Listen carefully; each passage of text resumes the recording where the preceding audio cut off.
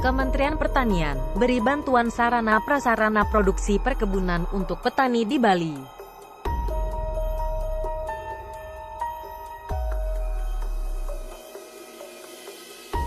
Kementerian Pertanian mendorong produktivitas pertanian untuk ketahanan pangan dan memacu ekspor. Hal ini dilakukan untuk mendukung pemulihan ekonomi nasional di tengah pandemi COVID-19 di Provinsi Bali. Salah satu upaya diwujudkan dalam bentuk penyerahan secara simbolis bantuan sarana prasarana produksi perkebunan kepada Provinsi Bali. Kegiatan ini dilakukan di Desa Angka, Kecamatan Selemadeg Barat, Kabupaten Tabanan, Minggu tanggal 15 Agustus tahun 2021. Menyerahkan secara simbolis mewakili Menteri Pertanian yakni Sekretaris Direktur Jenderal Perkebunan Kementerian Pertanian, Antarjo Dikin, kepada perwakilan para penerima bantuan. Dalam penyerahan tersebut, Seditjen Perkebunan didampingi Direktur Pengolahan dan Pemasaran Hasil Perkebunan, Dedi Junaidi, PLT Kepala Dinas Pertanian dan Ketahanan Pangan Provinsi Bali Ketut Lihat Nyana, Kepala Dinas Pertanian Kabupaten Tabanan, Inyoman Budana. Bantuan sarana prasarana produksi perkebunan ini merupakan rangkaian kegiatan Merdeka Ekspor dalam rangka Hari Ulang Tahun Kemerdekaan Republik Indonesia ke-76 dengan kegiatan pameran dan pelepasan ekspor di 17 pintu ekspor se-Indonesia.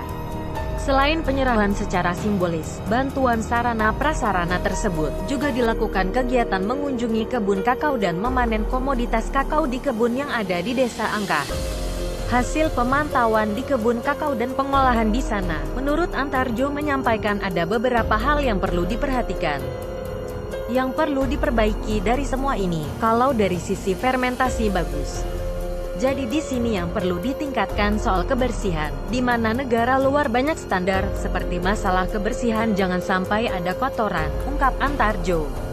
Kemudian, untuk kemasan kita sudah berikan bantuan alat vakum. Begitu produk sudah masuk ke dalam kemasan, lalu divakum dan di dalamnya dikasih silika gel.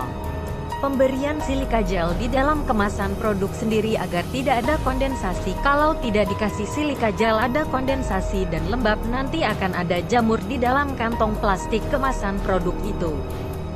Kemasan ini, saya tadi bilang, harus ada label jelas siapa pemiliknya, supaya tidak ditukar oleh orang lain. Bisa saja misalnya dari Buana Mekar sini lalu diambil orang lain, dan dilabelin lagi oleh mereka, imbuhnya. Tapi, menurut Antarjo hasil olahan kakao di sini jauh lebih baik daripada daerah lain, seperti kakao yang diolah tanpa fermentasi cuma dijemur di bawah sinar matahari saja. Itu hasilnya beda baik dari sisi harga jual maupun kualitas. Antarjo mengatakan potensi ekspor kakao dari Desa Angka Selemadeg Barat ini cukup besar, di mana sudah ada yang diekspor ke New Zealand. PLT Dinas Pertanian dan Ketahanan Pangan Provinsi Bali, Ketut Lihat Nyana, menyampaikan terima kasih kepada Menteri Pertanian dan seluruh jajarannya.